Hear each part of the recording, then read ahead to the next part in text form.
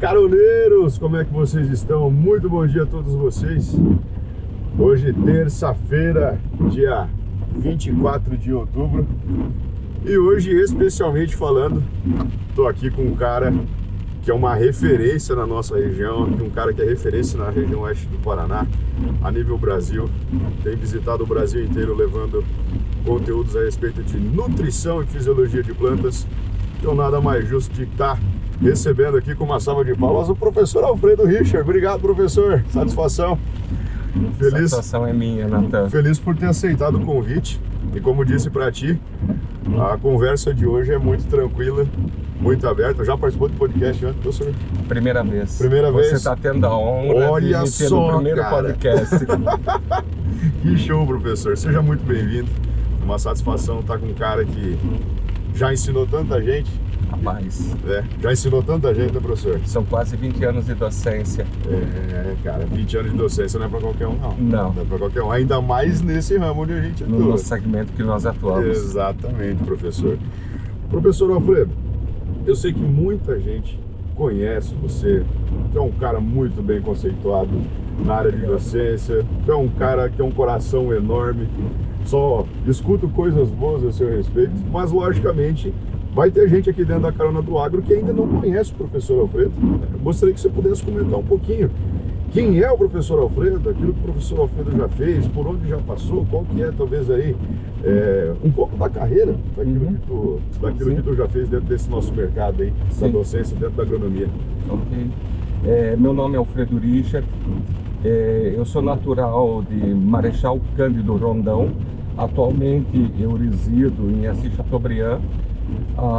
Eu sou da segunda turma do curso de agronomia da UniOeste Marechal. Então, eu vi o curso de agronomia na UniOeste Marechal se desenvolver. Eu me formei em dezembro de 2000 como engenheiro agrônomo. Atuei a campo numa cooperativa local, que é a Copagril, como engenheiro agrônomo até março de 2002, quando eu voltei para parte de qualificação, fiz mestrado.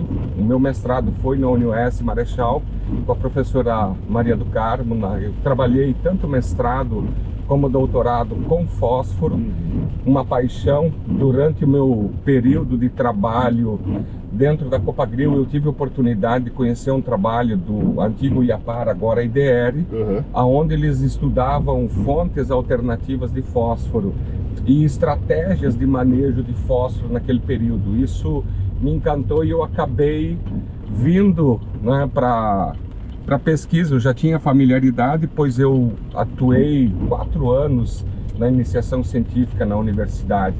Então isso já foi preparando essa minha pegada mais de pesquisador também. Certo. Eu concluí o mestrado em início de 2004, onde eu já ingressei no doutorado. Doutorado eu fiz na UEL, Londrina também, trabalhando com fósforo. Lá eu fui orientado pelo meu grande amigo, professor Osmar Brito, a quem eu tenho uma dívida de gratidão muito grande.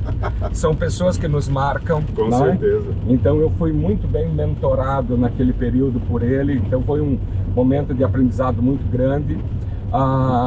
Durante o doutorado eu tive a oportunidade de atuar como docente. Eu trabalhei 2 anos na FECILCAM em Campo Mourão, onde eu ministrava aulas no curso de Engenharia de Produção Agroindustrial. Eu era o único agrônomo no meio do pessoal da produção.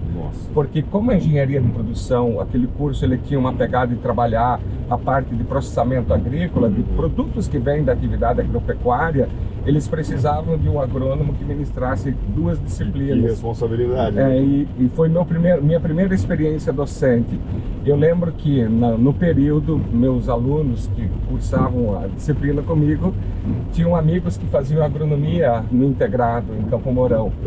E aí eles conversavam com os amigos e falavam assim: mas espera lá, o que vocês estão aprendendo, eu estou vendo dentro da agronomia, eu estou vendo os professores que nos ministram essas disciplinas, esse conteúdo, vocês estão tendo um professor só fazendo isso daí. Então foi um desafio grande, foi um desafio grande.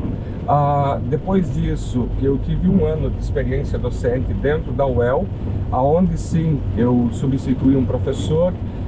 fui professor temporário em 2007 na disciplina de nutrição de plantas e adubação. Foi uma outra oportunidade. Acho que a nossa vida ela é feita de ciclos, né? Foi um ciclo de muito aprendizado, esse um ano também dentro da UEL como docente, e eu estava finalizando o doutorado, e eu finalizei o doutorado em 2008, e eu iniciei minha atuação profissional aqui na região. Eu sou, para os que eu ainda não me conhecem, eu sou docente no curso de agronomia da PUC Toledo. Ele odeia que eu fale que ele é a lenda da PUC. Ele fala que lenda é quando o cara morre, mas é uma lenda viva da PUC, entendeu? Já passaram muitos estudantes pela minha mão. Desde quando ali na PUC? Eu comecei em fevereiro de 2008. Cara, são 15 anos só ali na PUC.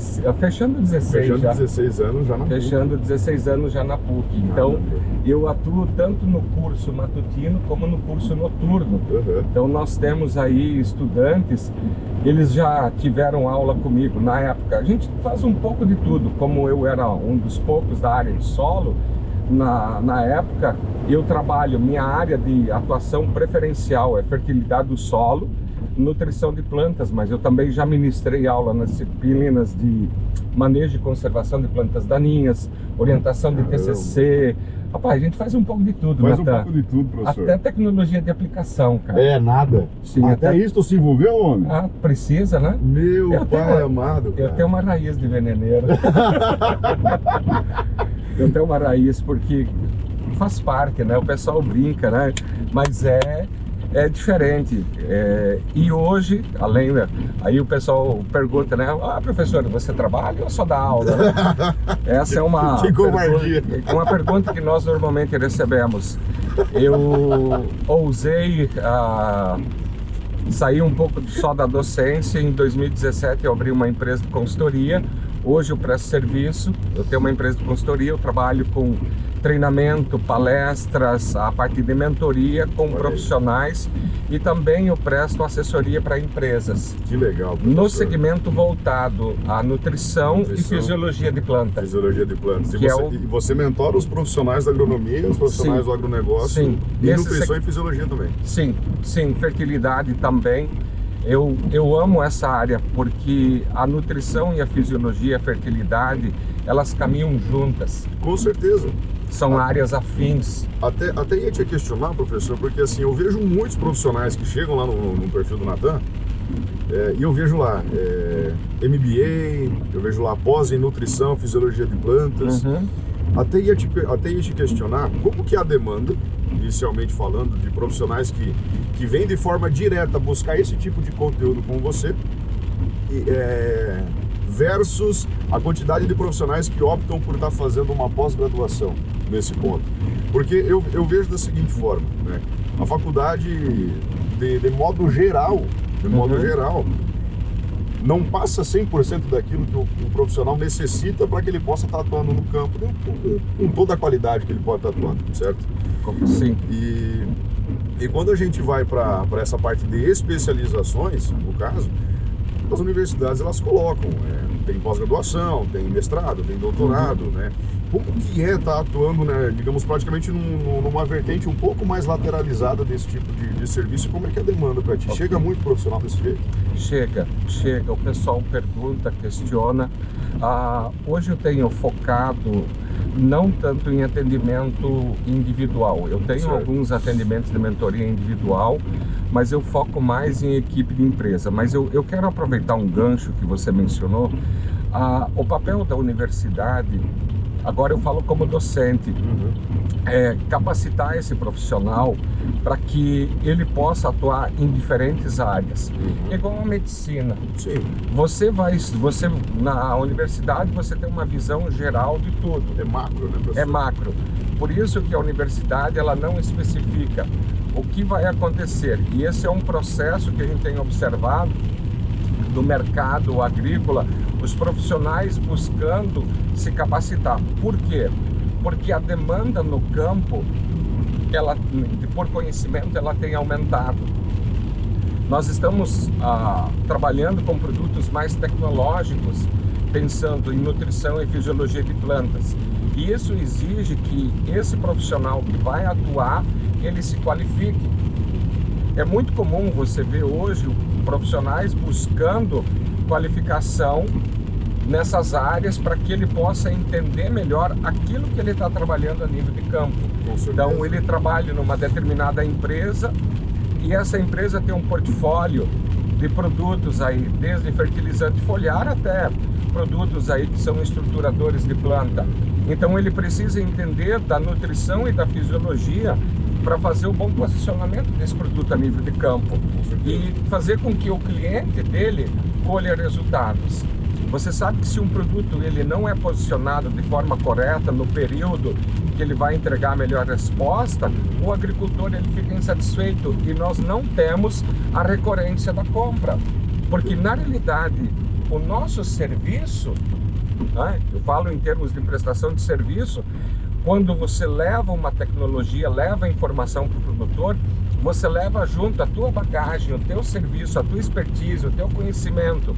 Então, se o teu conhecimento nessa situação não trouxe retorno para ele, você perde uma porta, uma oportunidade. Deixa eu até te fazer uma pergunta, já pegando aqui toda essa tua bagagem, um grande especialista na área de nutrição e fisiologia de plantas, e pegar aquele trecho também de veneneiro que tu teve lá atrás quando você atuou no campo.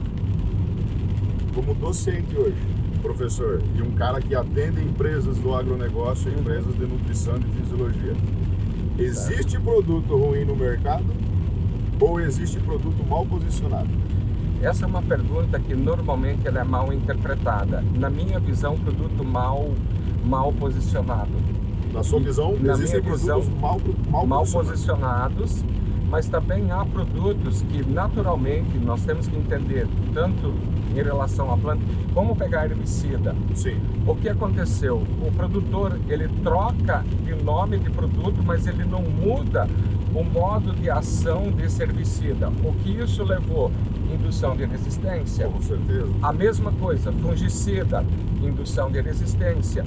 Uma das frases que eu mais escuto quando eu tenho contato com o agricultor, ele fala assim: time que está ganhando não se mexe. Então, no manejo que ele propôs aí de herbicida para controle de planta daninha, de inseticida e fungicida, ele não quer mudar isso aí, porque é o que está entregando o resultado. É que ele quer a receita do bolo para que ele possa estar atingindo o mesmo resultado que ele teve na safra passada. Na semana passada eu conversava com uma equipe, eu falava assim: esse planejamento é como uma receita de bolo. Por exemplo, eu gosto de bolo de chocolate, é minha preferência. Se você for no Google e digitar lá receita de bolo de chocolate, o Google vai te dar inúmeras 60 receitas diferentes. Por quê? Cada realidade, cada situação é uma realidade que precisa ser avaliada.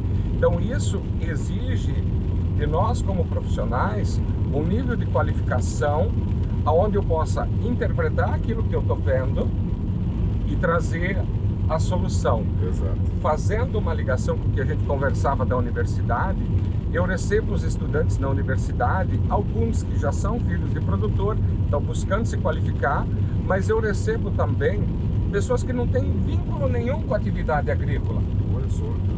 Por exemplo, eu tenho zero vínculo. Eu tenho um aluno que está cursando nutrição de plantas comigo agora. Ele desistiu do curso de engenharia eletrônica porque durante o período da pandemia ele resolveu fazer uma hortinha na casa dele, no quintal que ele tinha, e descobriu um gosto pela agronomia, pela agricultura, no momento de crise que nós passamos a nível de mundo. E ele largou a eletrônica, está fazendo agronomia, está finalizando o quarto período já de agronomia. Que legal. E é um cara referência, não só em termos de conhecimento, mas em termos de maturidade. Sim. E é uma das coisas que também eu observo. Nós recebemos os estudantes muitas vezes imaturos, eles não têm a maturidade suficiente para poder assimilar ou conseguir aplicar depois aquilo que está sendo repassado por mim e pelos meus colegas professores de sala de aula.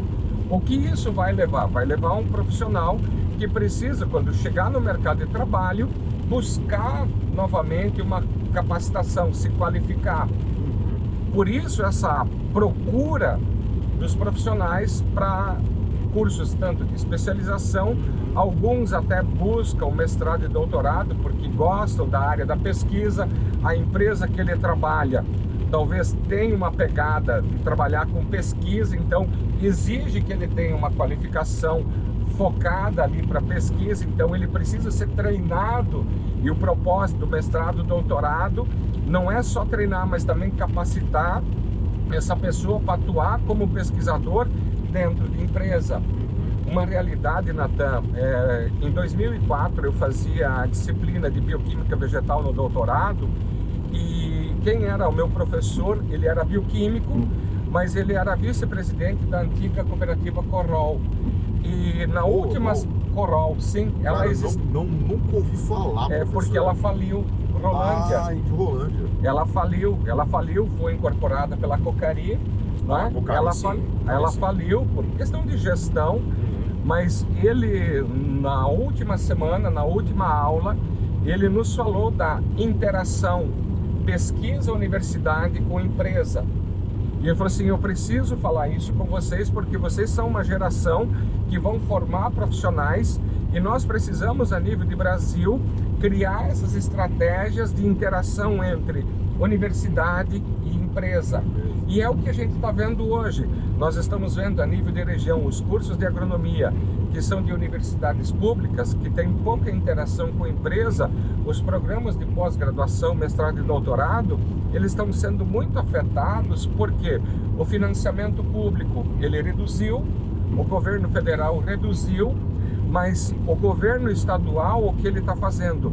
Está incentivando agora, está criando programas de incentivo de interação entre a universidade e empresa. Eu estou participando junto com uma empresa de um processo de desenvolvimento de um novo produto. A sexta passada saiu o edital da SET e nós somos contemplados. Então, nosso projeto vai receber um aporte financeiro para poder produzir um produto. E qual é o interessante? Vai usar a expertise da universidade, que é o pesquisador, para desenvolver, vai usar a minha expertise para que a gente também possa trazer isso como produto comercial no mercado, num espaço de tempo. Então, essa é uma visão que eu, sem entrar em questões políticas, tá, moçada? Eu estou contando uma ação que o governo do estado está fazendo. Eu não estou apoiando A nem B.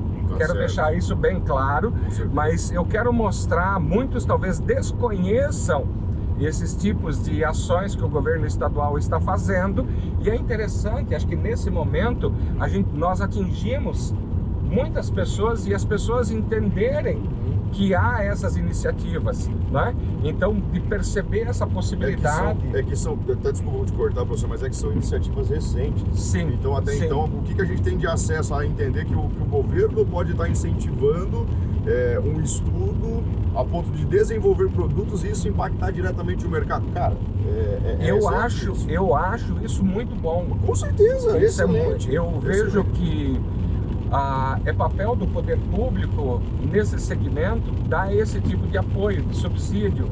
Nós temos a nível federal e há aportes aí de valores até interessantes para poder fomentar esse tipo de interação.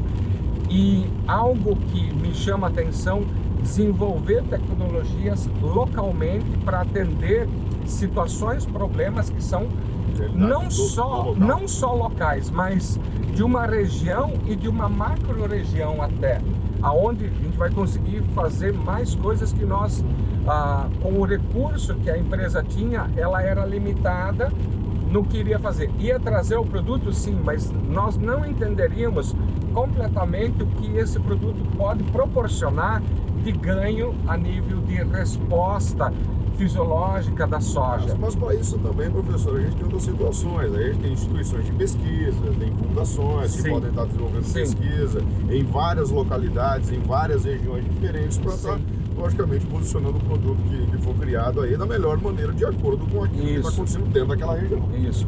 E uma das questões que você falou de qualificação, eu não perdi aquilo que a gente comentou em termos do pessoal estar se qualificando, é uma necessidade hoje.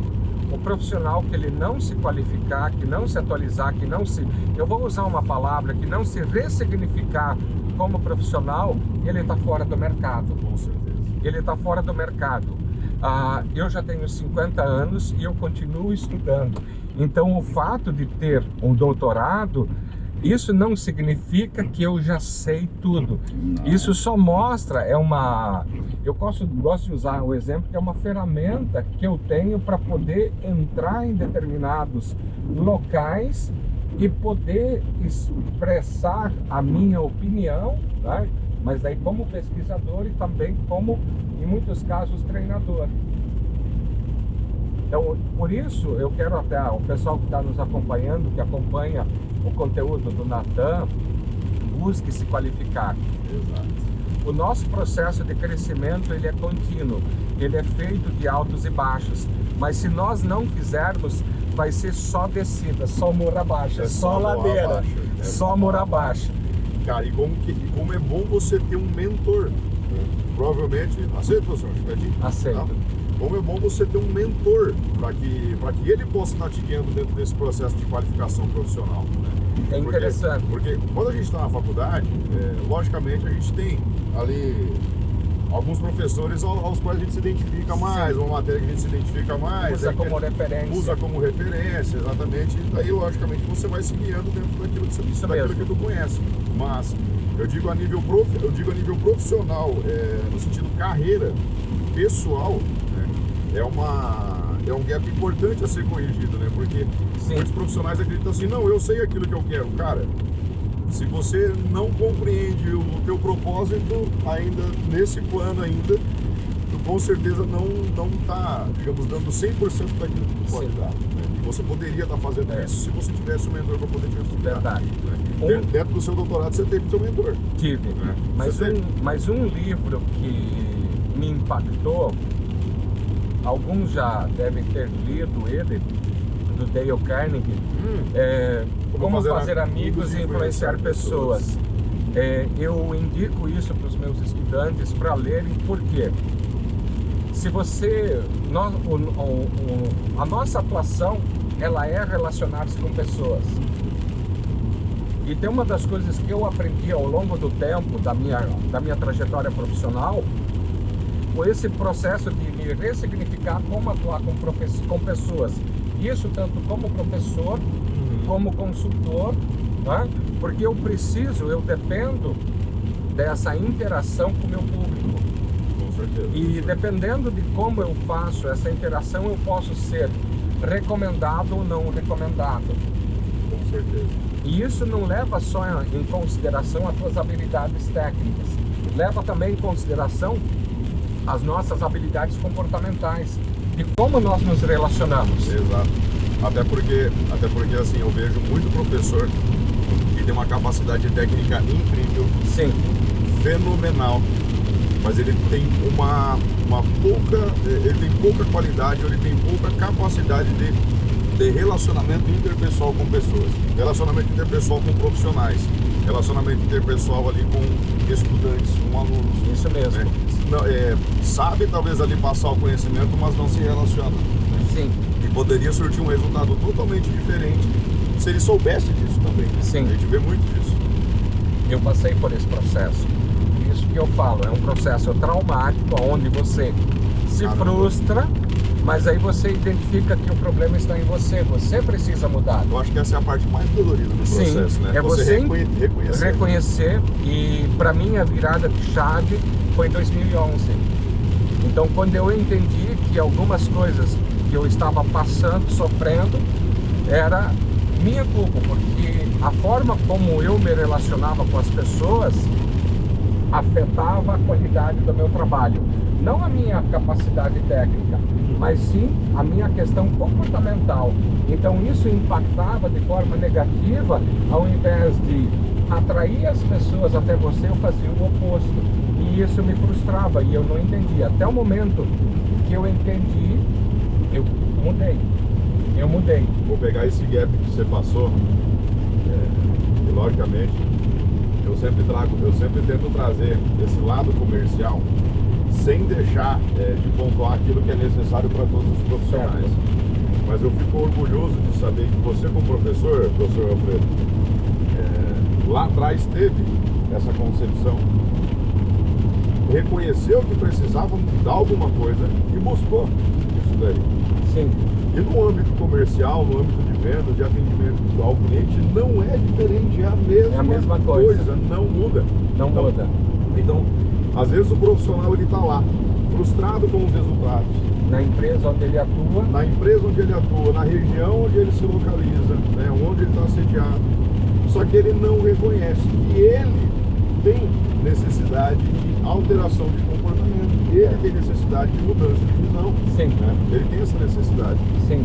Então, eu sempre indico livros, podcasts. Eu recomendo tudo aquilo para que o profissional realmente possa abrir a cabeça e olhar para as coisas com, digamos, de forma bem horizontal, né? Não enxergar somente aquele risco que como se fosse um cabresto, mas abrir os olhos para tudo que está acontecendo ao lado dele, né? Isso mesmo. Tem um viés muito importante nisso daí. E hoje nós temos à nossa disposição muitos audiobooks. Nossa, demais. Para nós que estamos na estrada, né? É um momento que você pode aproveitar para ouvir outras pessoas e sendo modelado. Com certeza. Sendo modelado. Então, esse é um processo. E uma das coisas, a minha cultura, da onde eu venho, ela é algo muito de você ser firme, rígido. Isso não está errado, mas eu preciso me amoldar, ser mais maleável em algumas coisas que eu não era.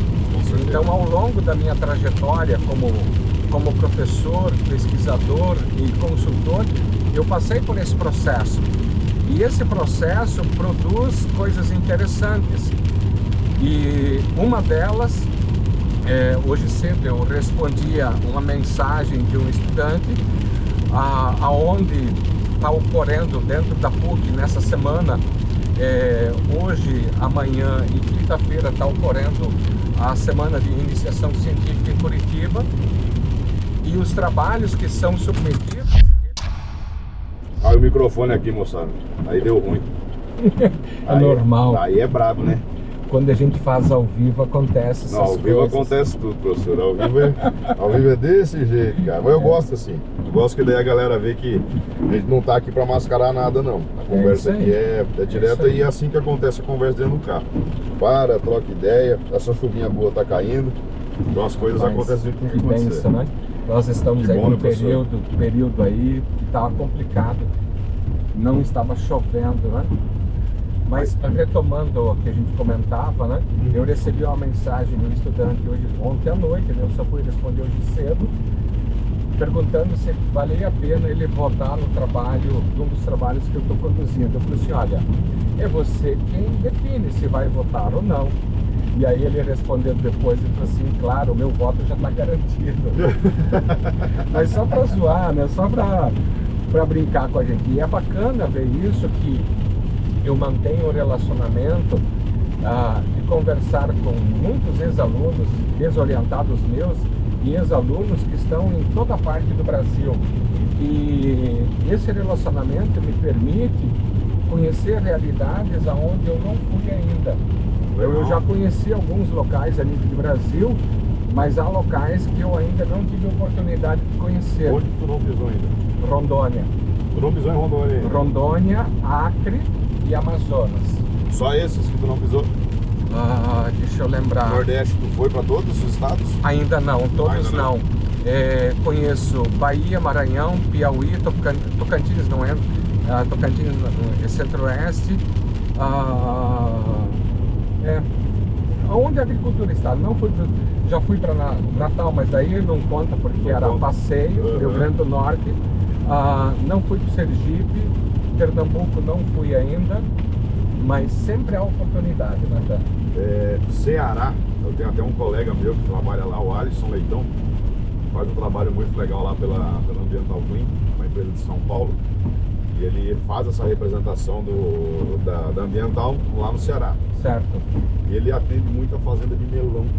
Olha só. Né? Fazenda de melão, algo que aqui na nossa região tem, mas é só produção. É só produção ali, familiar, subsistência. Né? Subsistência, agricultura de subsistência. Sim. Mas lá eles produzem em escala para exportação. Escala exportação. Sim. O foco deles é exportação.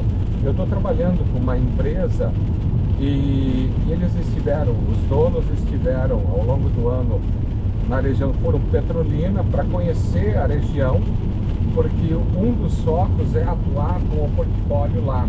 Então o portfólio que eles têm disponível vai dar essa possibilidade de atuação nessas regiões. Então é focado, né, também para atender não só soja, milho e trigo que nós conhecemos a nível de região, mas possibilita trabalhar outras culturas. Isso é interessante. E é uma realidade. Ceará eu conheço, mas Fortaleza, porque eu fui a passeio também. Mas Nordeste, boa parte que eu conheço foi a passeio, mas a trabalho. Janeiro desse ano eu cruzei o Piauí, nós estávamos indo para uma ponta do Maranhão, que é a fronteira, né, de Teresina com o Maranhão. E é uma região que está expandindo. Eu tenho um ex-aluno que ele até comprou a área de terra no Piauí, ele está para frente de Teresina, ele está mais ou menos 150 quilômetros para frente de Teresina, e ele está abrindo a área de pasto, né, pastagem degradada, e vai trabalhar, vai plantar soja, São as fronteiras. Aquelas fronteiras, eu lembro que eu tive uma grande oportunidade, professor, de pegando esse gap, e isso foi muito importante para mim, até para poder comentar com o pessoal, porque a maioria aqui talvez não saiba, mas em abril a gente realizou o Agnovation, um evento para profissionais da área comercial do agronegócio que a gente fez no Foz do Iguaçu. E eu tive a felicidade de fazer o convite para o saudoso Alisson Paulinelli para que ele estivesse presente, né, no nosso evento. Infelizmente ele não pôde estar presente, mas eu tive a felicidade de poder entrevistá-lo via Zoom, né, para fazer uma entrevista remota com ele. Talvez ali possivelmente a última entrevista que ele deva ter concedido antes dele realizar a cirurgia que ele teve que fazer na perna. E eu lembro que o seu Alisson comentava assim, ele falava: Nathan, eu venho de uma realidade em que antigamente o cerrado ele não era nem dado e nem herdado. Ninguém queria o cerrado. Sim. Ninguém queria fazer isso daí. E hoje a gente começa a perceber que aquelas terras degradadas, com esse conhecimento que foi buscado, porque lá atrás o governo incentivou, né, a criação da Embrapa, para poder buscar esse conhecimento fora e trazer para dentro do Brasil e incubar esse conhecimento com a tecnologia nacional, para poder fazer tudo para poder, logicamente, transformar o Brasil nessa potência da agricultura que ele é. Sim. Né? E eu vejo você como professor levando esse conteúdo de nutrição e fisiologia. Acredito que tenha uma conexão muito grande com esse trabalho que o professor Alisson começou lá atrás também, né? De ter esse tipo de incentivo e mostrar para as pessoas que é possível produzir também em locais onde todo mundo acredita que não seja possível produzir como se produz nas terras roxas, como é na nossa região. Isso mesmo. Em 2017 eu estava fazendo treinamento da equipe de uma empresa no Mato Grosso e um colega, ele falava assim: professor, na minha opinião, solos com menos de 8%, 10% de argila não tem potencial para ser trabalhada a agricultura. Daí eu perguntei para ele por quê. Eu falei assim: olha, esses solos, por terem menor teor de argila, tem menor CTC, então a capacidade desse solo em armazenar nutrientes acaba sendo pequena. Eu falava assim: é aí que você se engana. É aí que você se engana. O que esses solos precisam? Eles têm uma fragilidade, que é o baixo teor de argila. E é inegável isso mesmo. E é inegável, a fragilidade existe, então eles são altamente suscetíveis à erosão. Por outro lado, esses solos têm menor poder tampão, isso significa que eu consigo construir um perfil de solo em profundidade com maior velocidade, usando menor quantidade de corretivos, e é o que a gente tem observado isso na prática hoje. Eu acompanho áreas de produtores que estão trabalhando em solos com essa característica, corrigindo o perfil a 60 centímetros. Caramba. Então, criando condições, por quê? Porque esse solo tem uma fragilidade. Por menor teor de argila, ele também diminui a capacidade de armazenar água. Então, como eu crio essa condição para armazenar água? Construindo perfil, trabalhando calcário, gesso associado, mas aí eu tenho uma outra necessidade. Eu preciso colocar raiz no sistema. Eu preciso colocar diferentes tipos de planta com raízes para poder reestruturar tudo isso. E as plantas de cobertura ou planta de serviço, como alguns chamam, elas têm um papel imprescindível na geração de carga elétrica a nível de solo.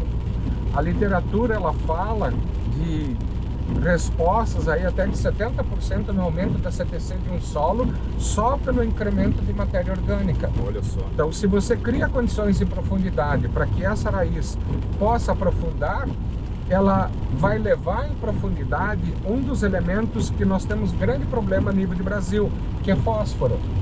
E ela incorpora, mas é um processo de incorporação gradual. O agricultor ele quer algo rápido, fast food, não existe isso. Então esse processo fast food, ele foi apresentado, essas receitas mágicas elas não funcionam. Nós precisamos ter planejamento, por quê? Eu converso com um produtor, pequeno produtor aqui da nossa região, 10, 20, 30, 50, 100 hectares, você fala de correção de solo, ele fala que a tonelada de calcário está cara.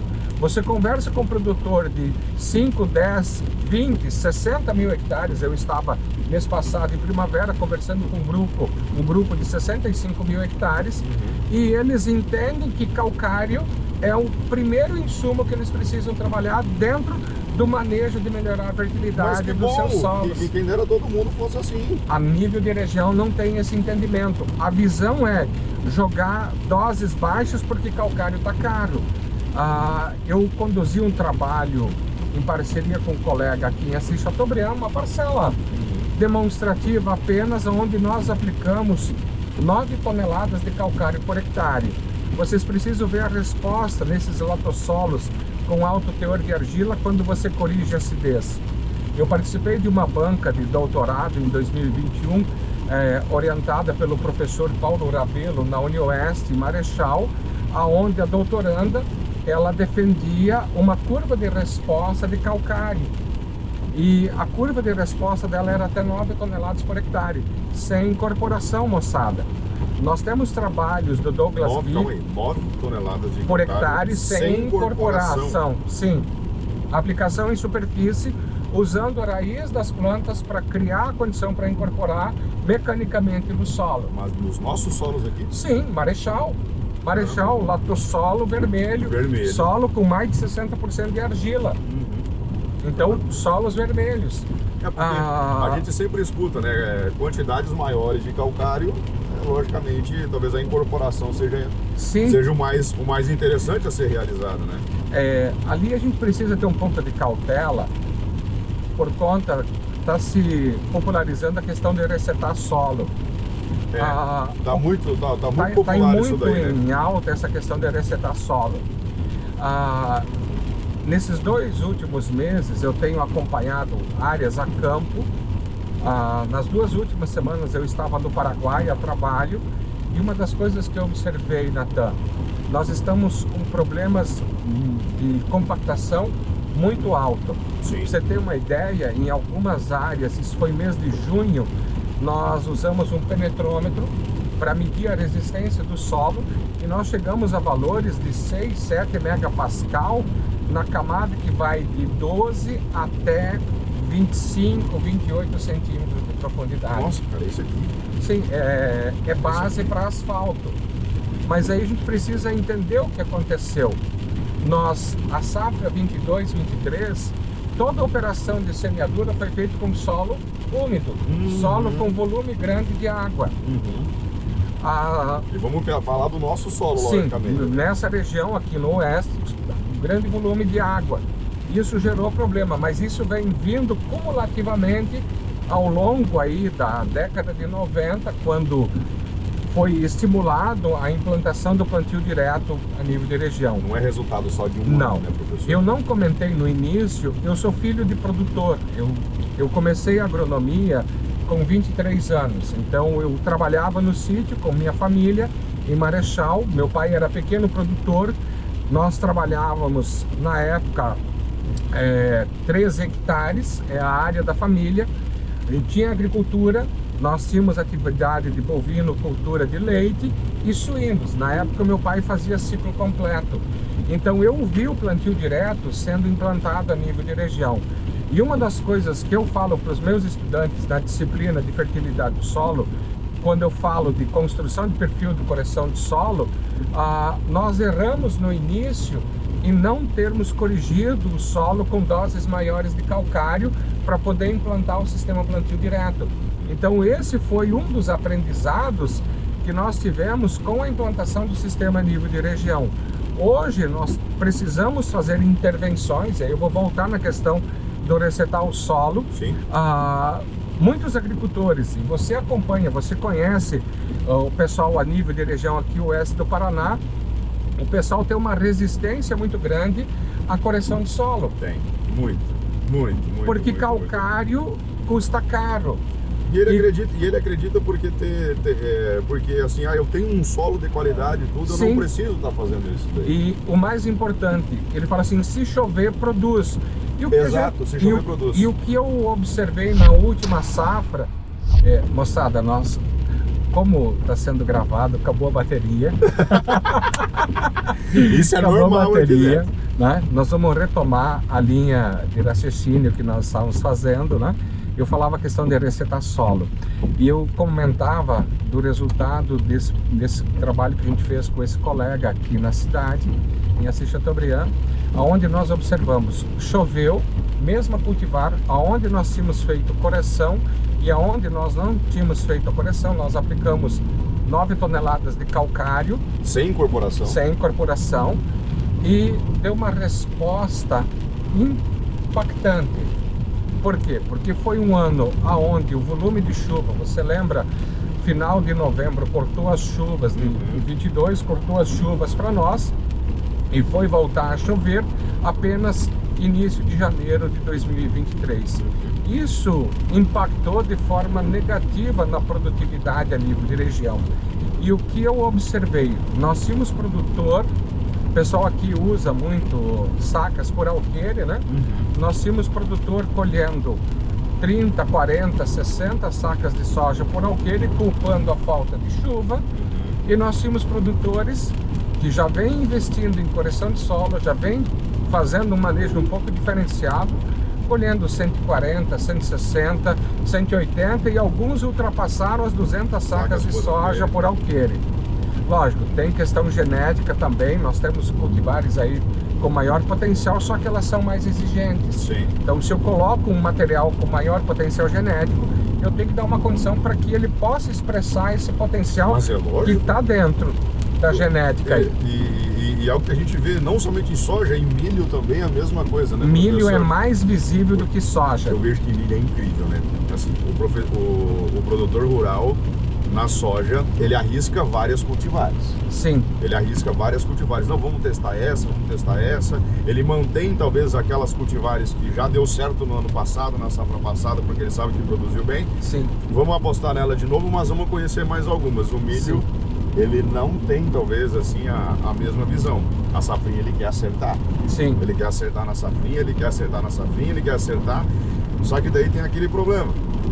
Ele pega um híbrido de milho, seleciona um híbrido de milho De alto potencial genético. alto potencial genético, de alto teto produtivo, só que ele acaba esquecendo que aquele híbrido é exigente no quesito nutrição, Sim. no quesito condição de solo, Sim. no quesito manejo, ele é exigente e ele torce para que aquele milho responda às produtividades que ele conheceu nas outras safras, Sim. sem ele ter que fazer nenhum tipo de manejo Sim. de acréscimo Isso ou nenhum tipo de investimento. Isso é uma modéstia. Isso mesmo. Por isso, a correção de solo, no meu ponto de vista, a primeira coisa que o produtor ele precisa investir a nível de região é correção de solo. Se vai precisar resetar esse solo ou não, quem vai te mostrar é você fazendo uma avaliação de resistência do solo à penetração. Há situações onde você não precisa, só o simples fato de fazer um consórcio, por exemplo, milho braquiária, ou até mesmo uma sobressemeadura de aveia no milho, e nós temos como fazer isso hoje a nível de região, você consegue gradualmente aliviar esse efeito da compactação de solo. Com certeza. E melhorar o aprofundamento. Isso ajuda na infiltração da água, né? E na capacidade também de não só infiltrar, mas armazenar e criar condições para que as culturas que ali vão se desenvolver, seja soja ou milho, consigam suportar esses períodos de veranico. Deixa eu te fazer um questionamento aqui. Como que tu avalia? A gente não tem somente ali aveia e braquiária como opções ali, Sim, como alternativas para que a gente possa fazer o manejo a fim de promover essa melhoria do solo. sim, Mas eu tenho ali aveia branca, aveia preta, nabo forrageiro, nabo pivotante, centeio. sim. Né? Como que tu vê a utilização desses mix de produtos hoje? Esses mix de plantas de cobertura. Exatamente. Mix de cobertura. Ali tem alguns aspectos interessantes. Primeiro, você trabalha diferentes tipos de raiz. Então você vai ter desde plantas com raiz fasciculada, e você vai ter planta com raiz pivotante e planta com raiz tuberosa, que é o caso dos nabos aí, que tem um efeito de descompactação violento. Exato. Violento. A penetração dele de criar fissuras no solo, e essas fissuras que essas plantas criam deixa espaço para que a raiz da soja que vem na sequência possa ser beneficiada. Esse é o primeiro efeito. O segundo efeito, ciclagem de nutrientes. Nós temos um paradigma a nível de região de que se eu aplicar potássio vai lixiviar. Nossa, quantas vezes a gente escuta isso? Oh, meu Deus, moçada, potássio lixivia se você não tem carga no solo. Ponto. Simples. Solos com menor teor de argila, direto e reto. Se nós não termos carga elétrica, e aí especialmente matéria orgânica, a matéria orgânica tem um potencial de absorção de potássio violento no solo. O potássio lixiviou. Se você criou um perfil solo arenoso até 60, não tem problema. Vou te dar um exemplo. Eu ia perguntar porque assim, sempre me vem à cabeça esse momento da lixiviação, especialmente em solos mais porosos. Sim, né? sim. Especialmente solos arenosos. Como é que tu vê isso? Vou te dar um exemplo. Eu tenho um guri que fez uma pós comigo em 2016 na universidade e segundo ele, eu fui disruptivo nas ideias dele. Que legal. Causou um impacto forte, sim, então. Sim, causei, e foi... tanto é que eu fui conhecer a realidade dele. Ele presta serviço com consultoria no Paraguai. Ele está na região fronteira seca ali de Capitambado, né? E eu fui conhecer a realidade dele.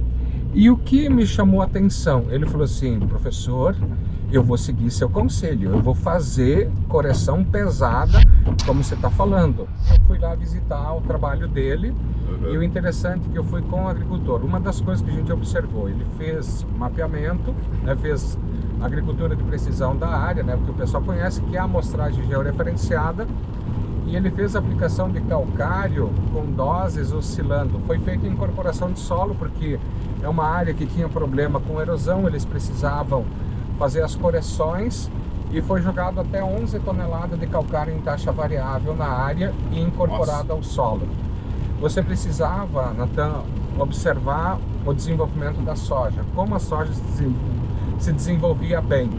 Agora, em maio, nós conversamos novamente e ele me mandou um arquivo de análise de solo, que ele tem um histórico já de 5 anos nessa área, a evolução, 0 a 20, 20 a 40, 40 a 60, e o que me chamou a atenção, solo, teor de argila, eu não vou lembrar quantos hectares é a área, mas não é uma área pequena. Mas o teor de argila, ele gira em torno de 18 até 23% de argila.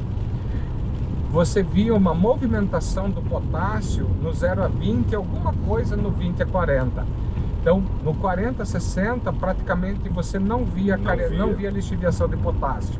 Olha só. Mas isso por quantos por cento de argila? 18 a 23 de argila. Então, nós temos aí alguns paradigmas a serem quebrados, né? E uma das dificuldades que eu observo é em relação à camada de solo que é amostrada.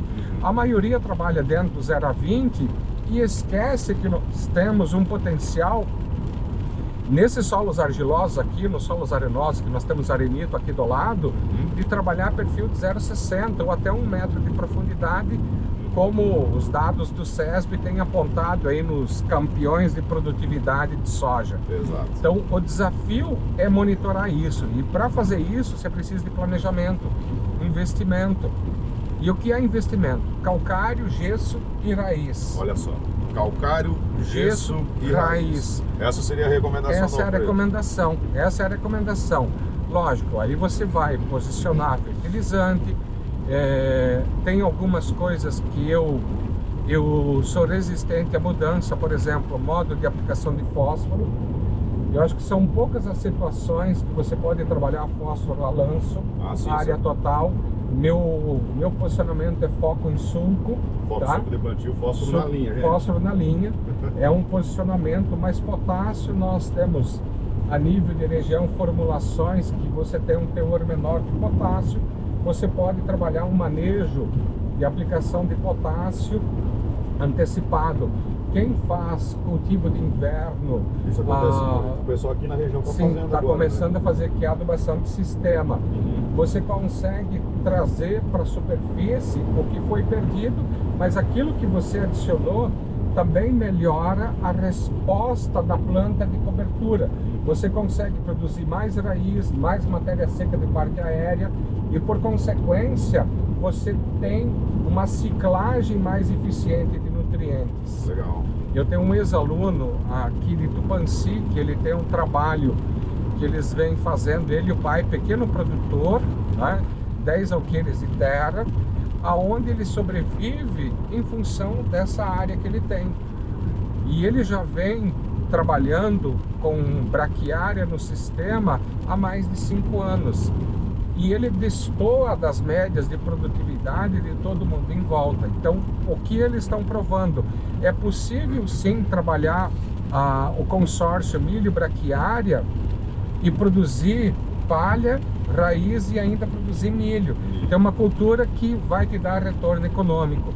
Então há um medo, uma resistência, porque a grande maioria não sabe como manejar a braquiária, os manejos com herbicida que você precisa fazer a nível de início de implantação da cultura. Então essa é um dos gargalos do porquê o pessoal não trabalhar aqui. Eu tenho um aluno de Marechal que fizeram milho braquiária. Ele conseguiu convencer o pai a fazer isso, só que a condição de manejo com herbicida, ele errou no manejo do herbicida. Literalmente a braquiária tomou conta. Então esse é um dos problemas que a gente precisa ser mais assertivo, né? E buscar. Nós temos opções aí de herbicidas que vão dar uma travada na braquiária para tu conseguir. Não quero trabalhar com braquiária. Bacana, você tem a opção de fazer sobressemeadura de aveia. O pessoal a nível de região, nós temos trabalhos aqui do pessoal da Cevale, vou citar porque é o que eu vi. Tranquilo, professor. Como eles têm aviação agrícola, eles fizeram trabalhos aí ao longo dos anos e prestam serviço fazendo sobressemeadura tanto de aveia como braquiária, não só aqui na região, mas também no sul do Mato Grosso do Sul. Então, atuando aí, e o pessoal tem tido resultado. Nós precisamos quebrar alguns paradigmas a nível de região. Essa sobressemeadura, difícil. essa sobressemeadura, ela está acontecendo com o milho em qual estágio, hein, professor? A V8, V10 ou até pré-pendoamento. Vamos colocar aí 10 folhas verdadeiras aí Sim, no até milho. pré-pendoamento. Aí essa sobressemeadura está acontecendo por avião? Por avião. Por avião? Avião. Porque nesse período, a limitação da braquiária nessa sobressemeadura é que se não tiver um bom volume de chuva, você perde população. Você tem um stand de plantas e falha muito. Aí Sim. você tem que jogar um volume de semente maior para conseguir. A aveia não. A aveia ela tem a vantagem de... E nós temos aí algumas aveias aí de um ciclo um pouco maior, né? A ucraniana, suprema, que são umas aveias novas que chegaram no mercado e tem um volume de matéria seca, tanto parte aérea, raiz, espetacular. Legal. São alternativas. A própria aveia preta, que é o tradicional que o pessoal utiliza, é muito boa para esse tipo de manejo. A nível de produtividade de milho, o senhor disse que isso Não afeta. Não afeta. A aveia não afeta porque o milho ele vai estar se desenvolvendo, já vai estar na etapa de frutificação. Sim. E a aveia está vindo como uma alternativa, ela está se desenvolvendo ali na sombra do milho. Uhum. Vou te dar um exemplo. Na safrinha que a gente chama de safrinha, mas é segunda safra de 2021 e 2022, eu tinha um trabalho com o pessoal de uma empresa dentro da universidade. Na safra de 2021 nós tivemos geada, matou o milho, a aveia tomou conta, né, na área da universidade, sementou. Eu fiz o experimento ano passado novamente, na segunda safra. Eu precisei entrar com mesotriona para controlar a aveia no meio do milho.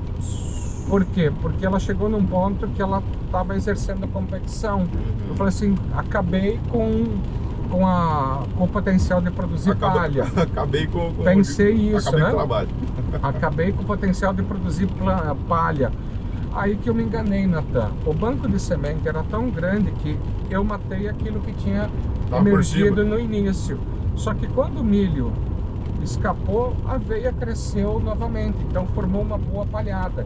Então, se conseguir deixar ressemear de um ano para o outro, você não precisa nem fazer a semeadura, dependendo do cenário. Mas aí é outras questões que entram em consideração, né, para esse tipo de manejo. E a nível de economia do produtor rural, no plantio da soja, quando a gente fala em dessecação para plantio? Cara, primeiro, uva e amargoso. Esquece. Uva e amargoso. Nós tínhamos nessa área, era um campo, eu peguei parte que era um campo que a Adamar usava para fazer os testes de herbicida, e a Syngenta tinha uma parte onde ela tinha os testes de herbicida para... A Adamar testava geral, principalmente uva, e a Syngenta testava amargoso. Cara, tinha uma lavoura de amargoso que era... Meu Deus! Era lindo! Lindo não! Cara, uma mata competição impressionante. E Deixou aí a mesotriona dá uma ajuda. Ela não controla 100%, mas deu um bom controle aí, porque era muita planta daninha. Mas ajuda. Aonde nós tínhamos infestação de buva e amargoso, que seria um manejo tradicional de lavoura, o custo de herbicida reduz drasticamente. E aí a gente evita o que a gente está vendo a campo agora. Problemas aí de resíduo, de tanque, né, de produto que fica incrustado dentro de reservatório, tubulação de bara de pulverizador, mangueira de bara de pulverizador. E aí eu tenho recebido muitas fotos aí de fitotoxicidade desses herbicidas pré-emergentes. E aí você escuta assim, cara, mas eu fiz a limpeza do reservatório, eu lavei, peguei escova, escovei tubulação, mangueira, só que fica em alguns pontos que acaba sendo liberado gradualmente. E dá aquela pintadinha, né? Só que a soja tem um potencial de recuperação, aí vem a nutrição. Exato. O que você pode trabalhar nisso? Aí receitinha. Então vamos lá. Aconteceu fitotoxicidade, porque isso aí era de praxe acontecer com Sim. a gente. Na época que eu estava no campo, não era uma nem duas que a gente via. Sim. Né? Produtor que às vezes passava por essa situação de não ter o tanque bem limpo na hora de aplicar, e ele ser praticamente obrigado a ficar ali uma semana longe da lavoura para não sofrer infarto. Para não ficar depressivo. Exato. O que você pode trabalhar? Você precisa restartar a planta. Aonde você vai atuar?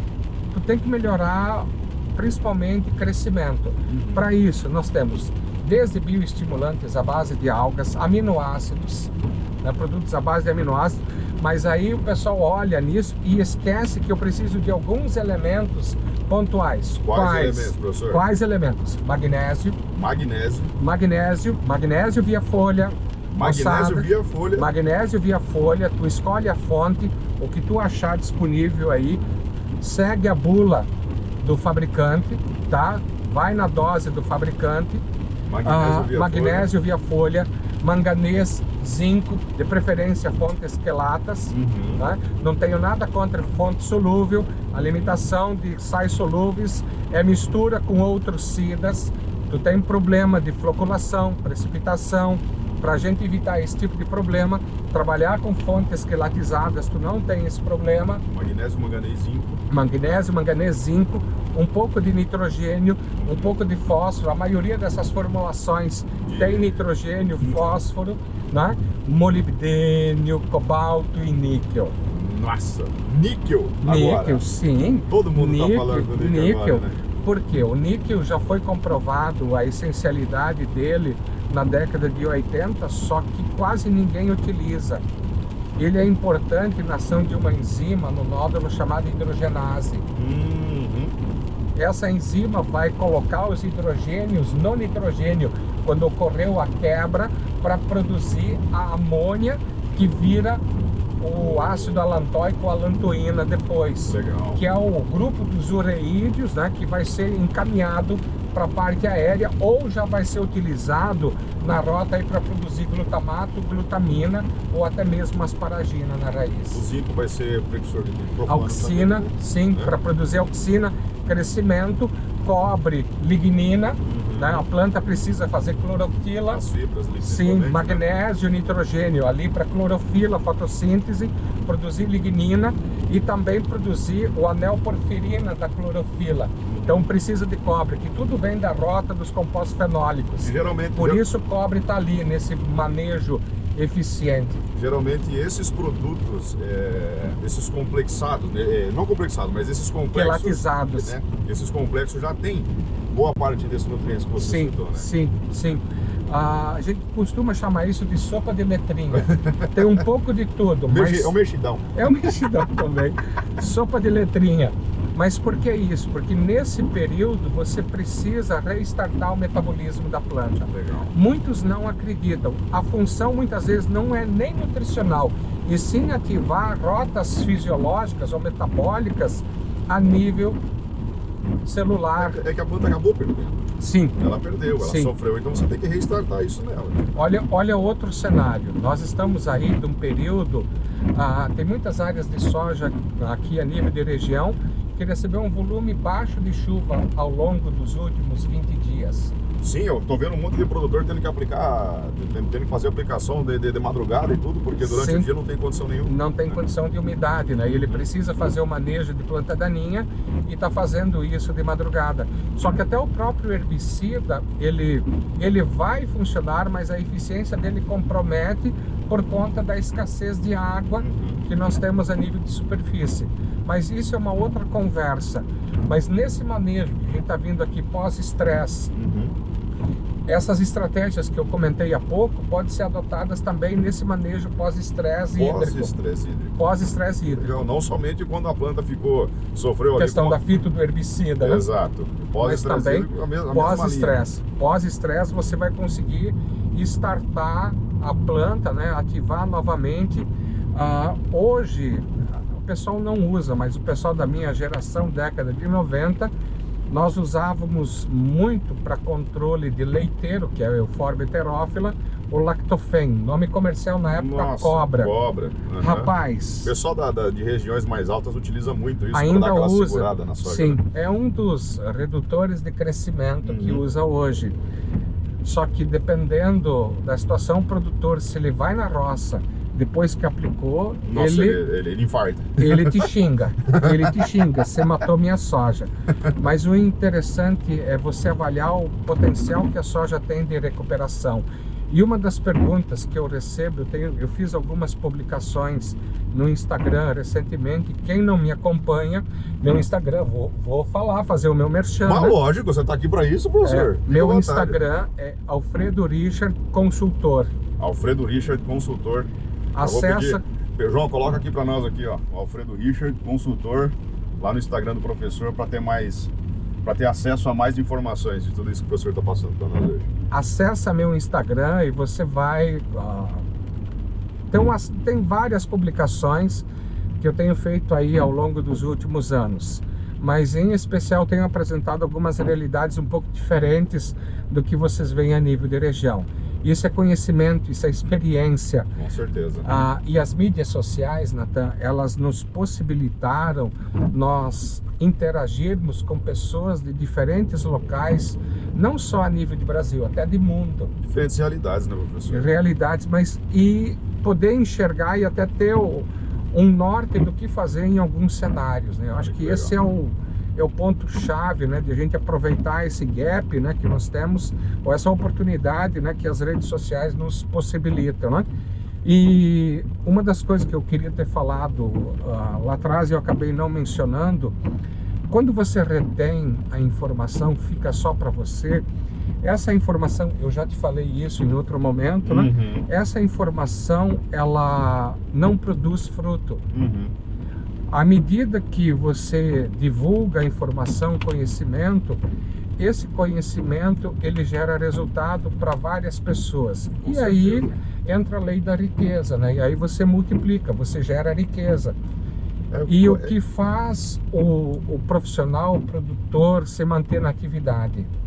É a lucratividade dele. Então, conhecimento hoje é riqueza, moçada.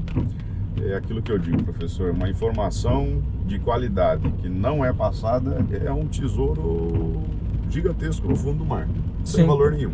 Não tem valor nenhum. Está num baú enterrado. Está num baúzinho enterrado.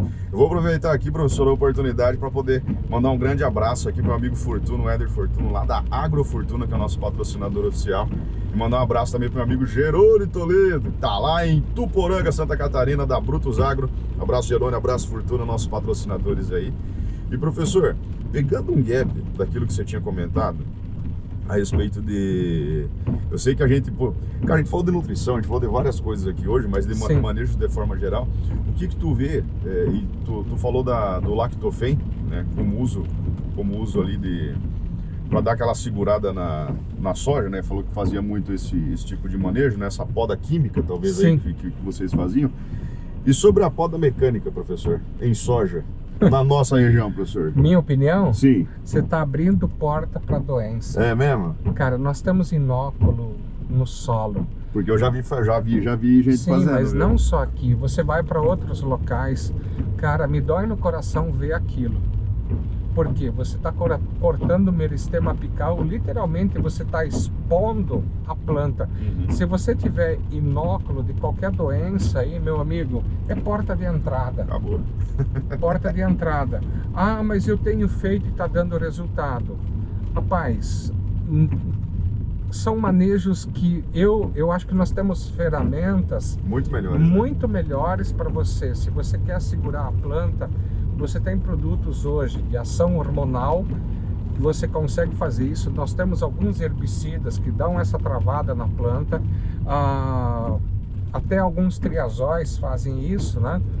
Fazem isso, mas com pouca eficiência também impacta aí na ação aí, principalmente de auxina, que é para a questão desse crescimento exagerado. A nível de região, nós temos aí boas ferramentas para serem manejadas.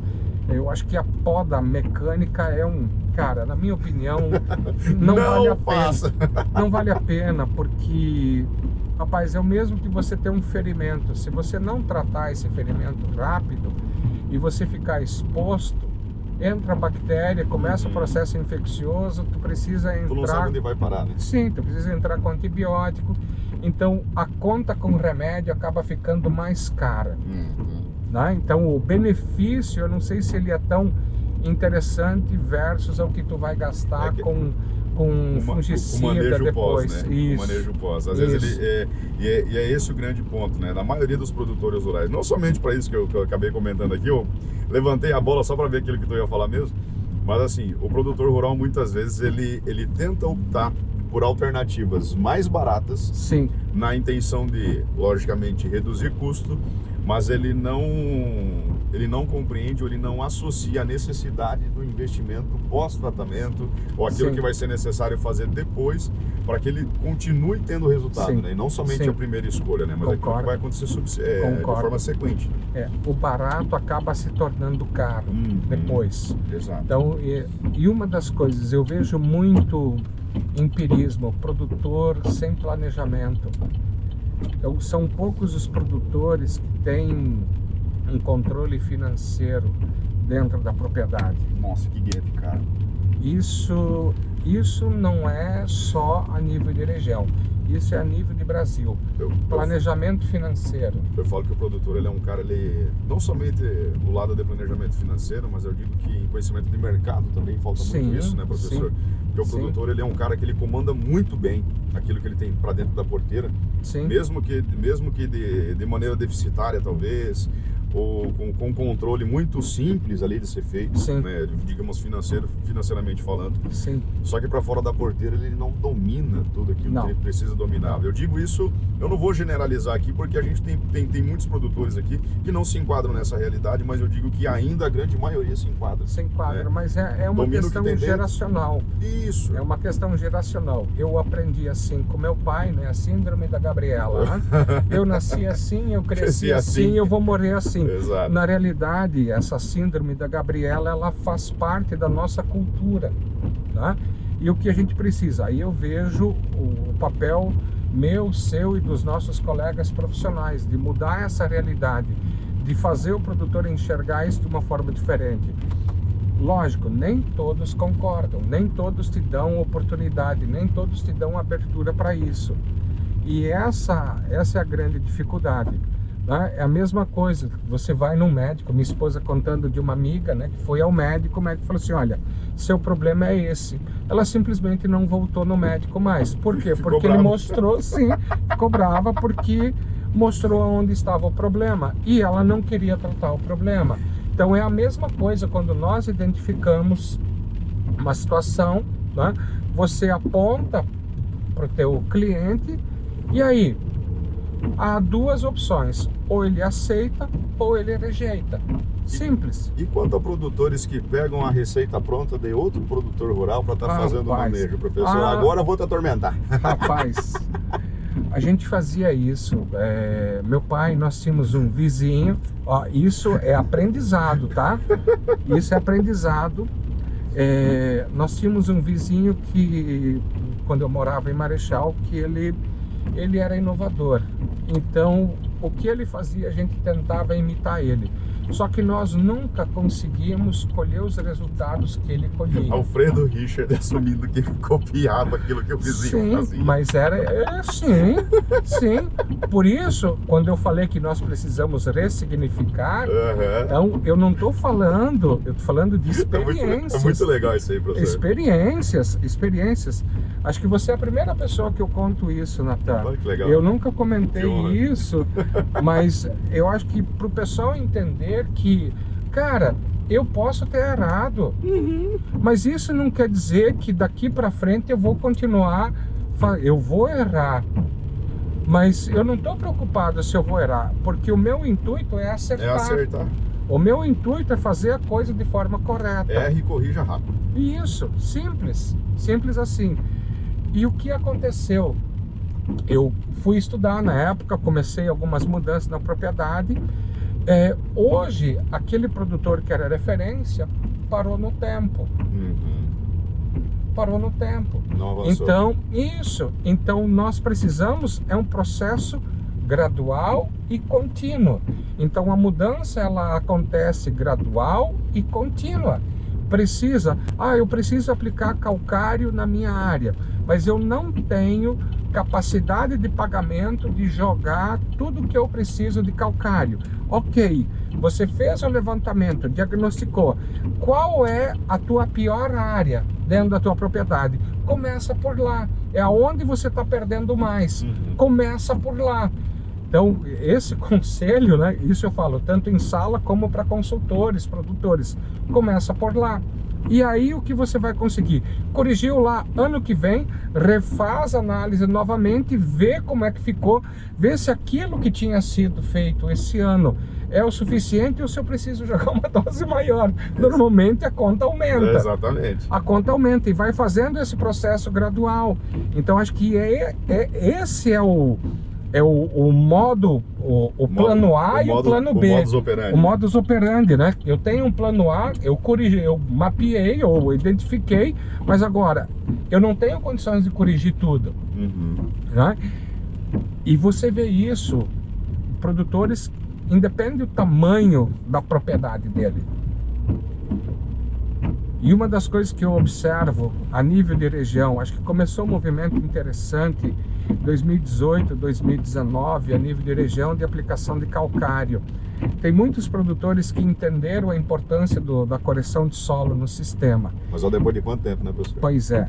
Depois de quanto tempo, né? Mas ainda há produtores que ele fala assim, não, assim tá bom. Se eu colher 130, 150 sacos de soja por alqueire, eu estou tendo lucro. Ok, vai fazer teu custo, vai planilhar teu custo. O que aconteceu com o teu custo de dessecação? Quanto que impacta hoje fertilizante? Não só fertilizante, que é onde eles cortam custo normalmente. Compra o mais barato, né? E aí canelinha seca. Canela seca, aí tu não tem direito a escolher. Tu quer preço, tu não quer qualidade. E nós temos produtos no mercado altamente tecnológicos, aí fertilizantes que realmente entregam. Aquilo que eles se propõem, eles entregam e com qualidade. Só que uma das coisas que nós temos, e isso é inerente nosso, eu apliquei e eu fico lá olhando, eu quero ver a resposta quase que de imediato. Correção de solo, você vai ver resposta 1, 2 anos depois que você fez a aplicação de corretivo. Não é à toa que se chama tratamento. É tratamento de solo que você está fazendo. Justo. E resposta rápida, se alguém te propõe uma resposta rápida, desconfie. Foi ali que entrou a ideia do calcário líquido, né? Tu deve lembrar. 5 litros por substitui uma tonelada de calcário, 5 né? litros por alqueire é suficiente ali, ó. Pode usar calcário líquido. E eu lembro quando chegou essa moda, eu falava assim, moçada, isso aí é igual passar batom, deu um beijo, já foi. Isso aqui vai virar um corte. Ai, que chuca, mas é verdade isso daí. Mas fato. Mas é resposta rápida. Eu tive acesso a alguns dados na época da pesquisa que foi feito, o que ele neutralizava. O hidrogênio que está na solução, bacana, tá? E o que está absorvido? A argila e matéria orgânica que vai voltar para a solução. Ali só calcário. Não tem como. Então há princípios na química que não mudam. Então você tem uma resposta. Eu lembro que isso foi 2013, se não me engano, teve um congresso em Cascavel da Associação dos Engenheiros Agrônomos. Eu não fui, mas meus alunos foram. E o Caires veio para falar sobre isso, sobre correção de solo, nesse evento. Eu tinha alguns compromissos e acabei não conseguindo participar. Se não me engano é 2013, não tenho certeza, tá? Posso estar equivocado no ano. E também veio esse camarada do calcário líquido, detonar o cara. Aí ele falava assim, os professores são contra novas tecnologias, porque esse produto é nanoparticulado, e começou a falar, e a piazada não entendia o que é o nanoparticulado. Na realidade, hoje nós temos ali... Tem que falar nanopartícula, você vai começar a entrar, né? Mas nesses termos, daqui a pouco você está falando em física quântica. Sim. Daqui a pouco você está entrando em outras coisas, entendeu? Sim, com certeza. Mas o mercado de fertilizantes hoje, nós temos produtos à base de nanopartícula que estão sendo inseridos no mercado e vão trazer respostas muito interessantes. Por quê? Porque reduzindo o tamanho de partícula, você consegue melhorar a penetração do produto na folha. Quanto menor a micra daquela partícula, e aí nós não estamos nem em micra, que é milhão. Nós estamos em bilhão. Em bilhão. Tá 1000 vezes menor ainda. Então, esse produto tem uma melhor penetração na célula e ele acaba sendo utilizado a nível de metabolismo com maior eficiência. E isso é o bacana, é ver o conhecimento, né, que foi gerado chegando até o agricultor, que é para ele que ele é desenvolvido. Agora, aquela mensagem, eu trabalhei também nessa parte de fertilizante foliar, tu sabe disso? Sim. Né?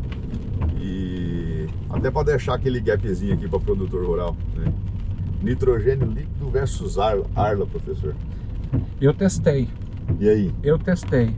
Cara, Arla é usado para caminhão. Pronto. Deixa para aquilo que ela foi desenvolvida. Obrigado, professor.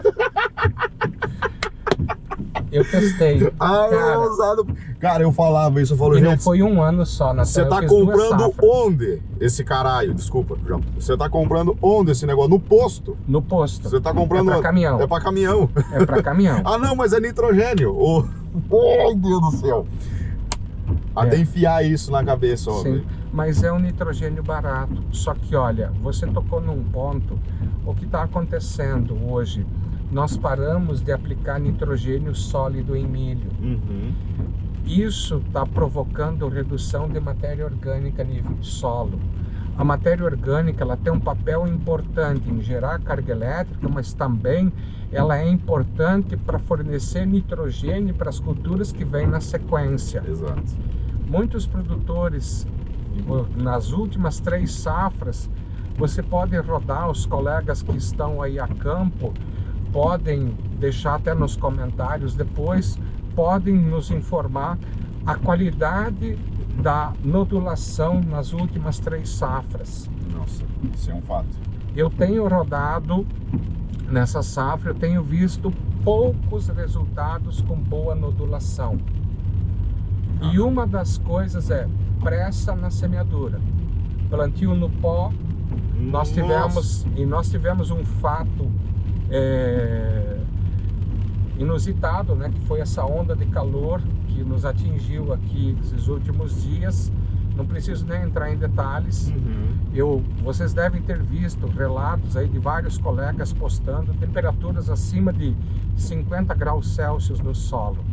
Você colocou um organismo vivo, que são desde a do Bradyrhizobius aspirillum. Você colocou lá também um tricoderma, você colocou lá um bacillus, um solubilizador de fosfato, né? O que aconteceu com isso? Morreu.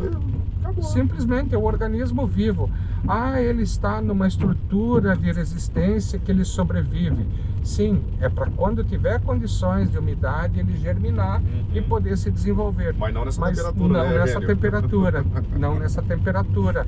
Olha como nós ficamos nessas condições de temperatura. Meu Deus, cara, é péssimo. Há 2 semanas atrás eu estava no Paraguai e no local que eu estava, por incrível que pareça, eu tive sinal de celular e eu fui olhar o aplicativo que eu uso para ver os dados meteorológicos de previsão do tempo.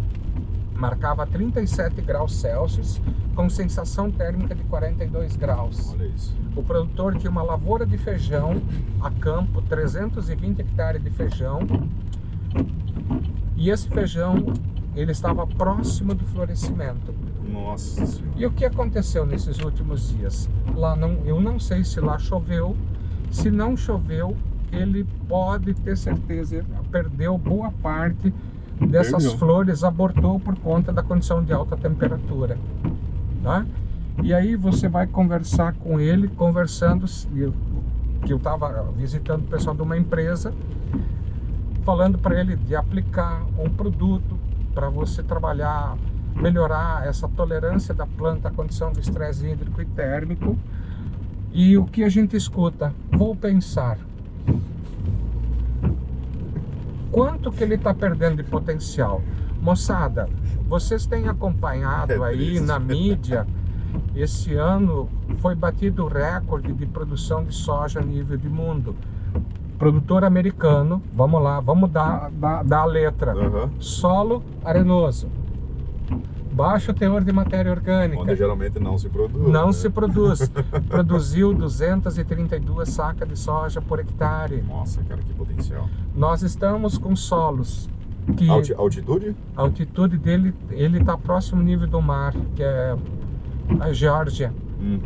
Ele está próximo ao nível do mar, então baixa altitude. Então, o local menos propenso para isso mesmo. E aí nós temos tudo isso. O que falta, e é uma das coisas que eu observo, trabalhar o que a pesquisa a nível de Brasil já gerou de informação.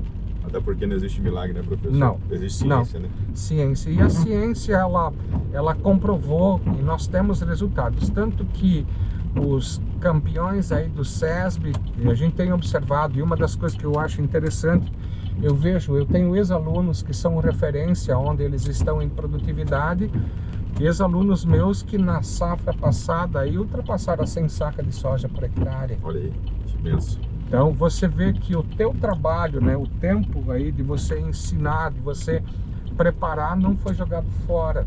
Mas tem aquele que entrou por um ouvido e saiu por outro. Paciência, o curso natural da vida. Exato. Né? Então, antes eu me preocupava com isso. Hoje eu penso assim, eu fiz o que estava ao meu alcance. Agora, se ele vai fazer algo com aquilo que eu repassei para ele, é responsabilidade dele, não minha mais. Porque até o momento onde você não sabe, é uma situação. Sim. A partir do momento que você não sabe e não utiliza, aí outra realidade. A partir que você sabe e não utiliza, aí é uma opção sua. É uma opção sua. Opção aí você colhe literalmente aquilo que você plantou. Exato. Se você utilizou conhecimento, você vai colher resultado. Se você não utilizou, você tem que contar com a sorte. Exato. É sorte. Ah, deu sorte de chover. Ah, deu sorte disso. Eu sempre falo assim que a sorte, o conhecimento, ele é acompanhado pela sorte. Mas faz parte. Faz parte. Professor, foi uma satisfação receber você, poder estar rodando nesse dia aqui junto contigo. Uma alegria imensa ter esse conhecimento todo compartilhado. Espero que você que nos acompanhou até agora tenha aproveitado muito. Por favor, siga-nos nas redes sociais, siga o professor Alfredo, deixar aqui novamente o arroba dele. Me segue lá no Instagram também, Natan Lima Agro, e siga também a Carona do Agro no Instagram, onde a gente está postando conteúdo semanalmente para você que é da área comercial do agronegócio, está sempre aí inteirado de tudo aquilo que está acontecendo. Professor, mais uma vez, muito obrigado. Foi uma satisfação enorme, tá? Obrigado mesmo. A satisfação é minha. Ter essa oportunidade, né, de conversar, de falar um pouco da trajetória, do que a gente faz, como a gente começou o início da conversa, né, do que a gente está trabalhando. Se você tiver interesse, quiser conhecer um pouco mais do meu trabalho, Natan, vamos deixar aí o arroba aí do meu Instagram, me acompanha. Eu agradeço o convite. Rapaz, estamos juntos. Acho que a gente pode pensar em conversas futuras. Vou te chamar de novo. Conversas futuras aí pra gente trabalhar. Se vocês tiverem algum tema que vocês gostariam que nós conversássemos, seria legal. Vamos jogar a bola para eles também, deixa que eles digam para nós. Deixa nos comentários aí e vamos conversar e nós ajustamos a agenda. Show de bola. Caroneiro que ficou até aqui, meu muito obrigado. Uma excelente semana para você, bom trabalho e a gente segue o baile. Tamo junto. Valeu. Abraço a todos, obrigado aí por participar.